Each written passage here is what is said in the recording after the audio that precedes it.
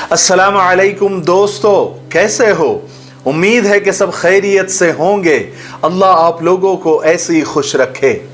आज मैं आपको एक बड़ी ज़बरदस्त, मज़ेदार, दिलचस्प लेकिन सबक आमोज कहानी सुनाता हूं जो आपको झिंझोड़ कर रख देगी।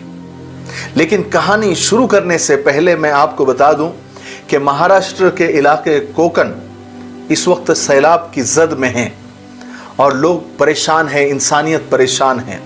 सबसे पहले तो उनके लिए अल्लाह से दुआएं करें और जैसा भी जितना भी मुमकिन हो उनकी मदद के लिए आगे आए। अपने इलाके के भरोसेमंद तंजीमों से राब्ता करें और अपनी इमदाद वहां तक पहुंचाएं। मुझे उम्मीद है कि आप ऐसा ज़रूर करेंगे। चलिए आगे बढ़ते हैं।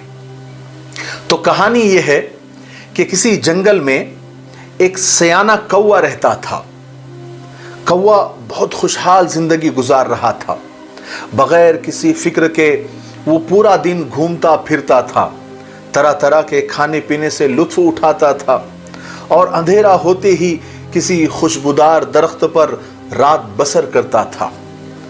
जिंदगी के हसीन दिन गुजारते गुजारते एक दिन जब उसकी मुलाकात हंस से हुई, उस मुलाकात के बाद कौवा परेशान रहने लगा। दरअसल इस परेशानी की वजह और फिक्र ये थी जो कौवे को अंदर ही अंदर खाए जा रही थी, वो ये थी कि हंस कितना सफेद है और मैं कितना काला हूं और मैं बदनसीब हूं, बदकिस्मत हूं और बदसूरत हूं और ये हंस दुनिया का सबसे खुशकिस्मत और सबसे खूबसूरत परिंदा है। एक दिन मौका मिला कौवे को, तो कौवे ने अपने ख्यालात हंस को बताए। तो हंस ने जवाब दिया कि असल में मुझे भी लगता था कि मैं बहुत ज़्यादा खुश हूँ और ख़ूबसूरत परिंदा हूँ, जब तक मैंने तोते को नहीं देखा था। तोता तो मुझसे भी ज़्यादा खूबसूरत है और उसके पास दो मुख्तलिफ अलग अलग रंग है। अब मैं सोचता हूँ कि तोता मुझसे भी ज़्यादा खूबसूरत है। बहरहाल कौवे ने जब यह सुना तो सीधा तोते के पास पहुंचा और अपना हाल बताया। तोते ने कौवे को बताया कि बिल्कुल सही कह रहे हो तुम, मैं बहुत खुशकिस्मत हूं और बहुत खूबसूरत परिंदा हूं। खुदा ने मुझे दो दो रंग दिए हैं और मैं बहुत हंसी खुशी अपनी जिंदगी गुजार रहा था। फिर मैंने मोर को देखा, मेरे पास तो सिर्फ दो ही रंग है, जबकि मोर के पास तो कई रंग है। वो मुझसे भी ज्यादा खुशकिस्मत और खूबसूरत परिंदा है।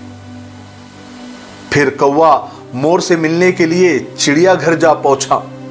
वहां कौवे ने मोर को देखा कि सैकड़ों लोग मोर को देखने आए हुए हैं और मोर बड़ा उछल उछल कर अपने खूबसूरत परों को निकाल कर नाच रहा है और लोग उसके मजे ले रहे हैं और मोर भी बड़े मजे से नाच रहा है। तो कौवे के दिल में जरा हसद पैदा हुई, जलन पैदा हुई कि कितना खूबसूरत और खुशकिस्मत परिंदा है कि हजारों लोग उसे देखने आते हैं और ये भी कितना खुशी से नाच रहा है।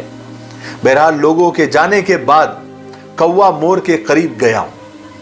कौवे ने बताया कि प्यारे मोर, तुम बहुत खुशकिस्मत और खूबसूरत परिंदे हो। तुम्हें देखने रोजाना यहाँ हजारों लोग आते हैं। मुझे लगता है कि तुम दुनिया के सबसे ज्यादा खुश रहने वाले परिंदे हो।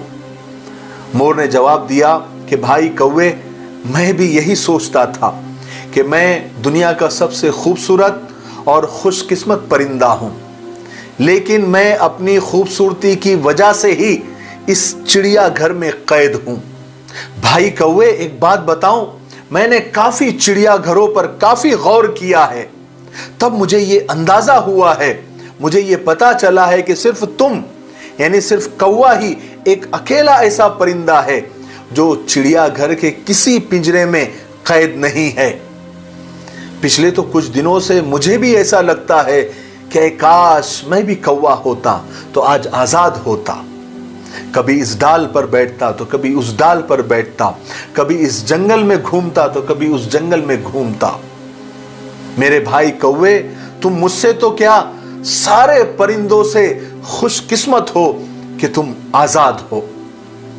अगर बगौर देखा जाए और जायजा लिया जाए तो हम में से बहुत सारे इंसान ऐसे ही जिंदगी गुजार रहे हैं कि अपनी जिंदगी का मुआजना, कंपैरिजन और तुलना दूसरों से करते हैं और खुदा की दी गई सभी नेमतों से अच्छी तरह से लुत्फ अंदोज नहीं हो पाते, मजे नहीं ले पाते। अपने जेब में 10 रुपए होते हैं लेकिन दूसरों के 100 रुपए पर नजर रखने की वजह से बेचैनी में जिंदगी गुजार रहे होते हैं। खुदा ने इंसान को बेशुमार नेमतों से नवाजा है लेकिन अपने से ज्यादा वालों से मुआजना, तुलना, कंपैरिजन उन्हें एहसास कमतरी और लो कॉन्फिडेंस में मुब्तला कर देता है।